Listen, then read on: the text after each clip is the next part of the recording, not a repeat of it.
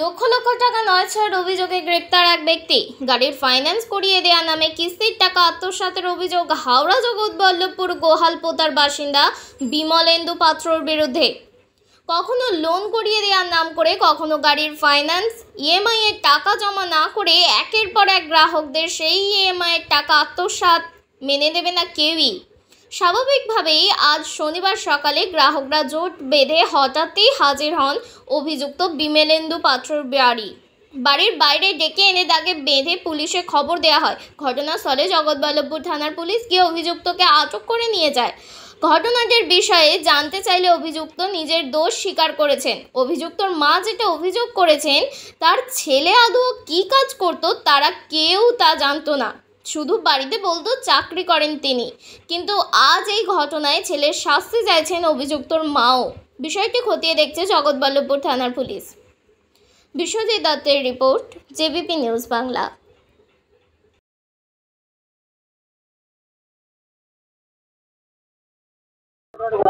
পঞ্চাশ জনের টাকা নিয়েছে, কারুর গাড়ি রিটার্ন করেনি, সব টাকাগুলো খেয়ে নিয়েছে নিজে।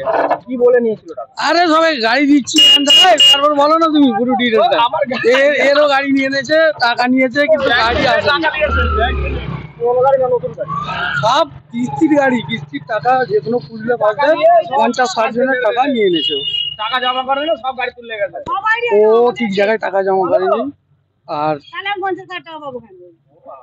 দিচ্ছি করে গাড়িগুলো যেগুলো টেনে নিয়েছিল যে রিটার্ন করে দেবে বলেছে, আমি রিটার্ন করে দিয়ে দেবো। আপনি কি কাজ করছেন? উনি গাড়ির লাইনে কোনো ফাইন্যান্সের সঙ্গে যায় কিছু একটা জড়িত ছিল, ঠিক আছে। তো আমাদের একটা জানাশোনার মধ্যে নিয়েছে, ঠিক আছে। তো আমি ওর সাথে এসেছি। এখন কি করবে, থানায় তো নিয়ে গেল, দেখাই যাক। মানে কারা অভিযোগ করেছিল? অভিযোগ যাদের টাকা নিয়েছে, যাদের গাড়িগুলো সব আমাদের যা নিয়েছে টাকাটাই ফেরত দিতে পারবেন। হ্যাঁ টাকা নিয়েছে? হ্যাঁ। কত নিয়েছে? আমার 20,000 টাকা, আমার মার 25,000 টাকা, আমার দিদি 30,000 টাকা, মোট লক্ষাধিক টাকা এরকম নয় হালকার মধ্যে। হ্যাঁ মোট লক্ষাধিক টাকা এরকম করেছে। গাড়ি দেবে বলেছে, গাড়ি দেয়নি। যে কটা গাড়ি লোক আছে, হ্যাঁ কি চাইছেন? আমি এখন যা টাকাটা ফেরত চাইছি। টাকা চাই আমারও টাকা। আপনার নাম কি? আমার নাম নব। আপনার বাড়ি? আমার বাড়ি 14 নম্বর। আর এখানে এই জায়গাটার নাম কি? জগদলপুর হসপিটাল। অভিযোগ উঠছে, কি বলবেন? কিছুটা একটু হয়েছে, একটু নয়সে বলতে আমার ব্যক্তিগত একটু তখন চাকরি ছিল না, চাকরির সাথে কিছুটা খরচা হয়ে গেছিলো। তো এটা আমাকে বলা হয়েছিল যে দাদা ভাই এই ব্যাপার হয়েছে, একটু সময় দেন, আমি তো টাকা নিতে দেবো, কিন্তু কিছু টাকা আমার খরচা হয়ে গেছে বলেছিল। ঠিক আছে বলে দিয়েছিল। আজকে আপনাকে বেঁধে রেখেছিল? হ্যাঁ। অভিযোগ উঠছে, কি বলবেন? আপনি জানেন বিষয়টা? কিচ্ছু জানি না বাবা, আমাদের হাতে 5টা পয়সা কোনোদিন দেয়নি, কোনোদিন না। আচ্ছা, উপরন্ত আমরা বলেছি দেখ যদি কিছু না থাকে তুই বাড়িতে বসে খা। না আমি চাকরি করি, আমি চাকরি করি। এবার আমরা কি করে জানবো কি করছে ছেলে? মা বাপ কি চায় যে ছেলে খারাপ পথে যাক, আর আমরা পয়সা ইয়ে করে উজ্জ্বল করে নিয়ে এসো আমাদের হাতে দিক। কোনো মা বাপ চায় না, কোনোদিন না। প্রায় কয়েক কোটি টাকা এরকম 9-6 অভিযোগ উঠছে। আপনারা কি কিছু বুঝতে পারেননি যে ঘরে এরকম? না, কোনোদিন কিছু বুঝতে পারিনি। ও থাকতো 12 বছর, চলে গেল তো। আপনার ছেলে কি কাজ করতো অ্যাকচুয়ালি? একবার বলতো 4 চাকা শোরুমে কাজ করি, আমরা আদৌ কিছু কাজ জানিনি। প্রথম যখন চাকরি করতো 4 চাকা শোরুমে, 2 টাকা শোরুমে বসতো। এখন আমরা আর 12 বছর আমরা কিছু জানিনি কি কাজ করে, খালি বলে চাকরি করি। এই কাজটা কি কেউ অপরাধ বলে মনে করছেন? হ্যাঁ, অপরাধ তো নিশ্চয়ই কথা। কি চাইছেন? কিছু বলার নেই বাবা, এবার পুলিশে পুলিশের হাতে দিয়ে দিয়েছি, এবার যা করে। আপনি ওর শাস্তি চাইছেন? কি করব, আমাদের করার কিছু নেই, আমাদের করার কিছু নেই। আপনি ওনার মা হন? হ্যাঁ, আমি ওর মা। আমি বলছি তুই যে এখন তো ইদানিং আসছিস, তাহলে তোর বাবা ডিনাই করলো কেন? এই 2 দিন আসে না বলছে, 2 দিন। বাবা এখানে মিথ্যা তো বলছে। বিমলের বাড়িতে এসেছি, ডিনাইটা করছে কেন? আর প্রতিদিন রাত্রিবেলা তুই এসে এখানে থাকছিস, তাহলে সেইটাই তো সেটেলমেন্ট হয়ে যেত। তোর বাবাকে যখন জিজ্ঞেস করছো সেইটাই তো সেটেলমেন্ট হয়ে যেত। বাড়িতে এসো, সেটাই তো সেটেলমেন্ট হয়ে যেত। তোর বাবা যদি বলতো যে হ্যাঁ কি হয়েছে, ছেলে কি করেছে না করেছে, তাহলে সেটা ডিনাই করে যাচ্ছে কেন? এতে খুব ভালো তোকে রাত গেলে হচ্ছে স্টে দিচ্ছে আর দিনের বেলা তোকে ছেড়ে দিচ্ছে মানুষের চিটিংবাজি করার জন্য।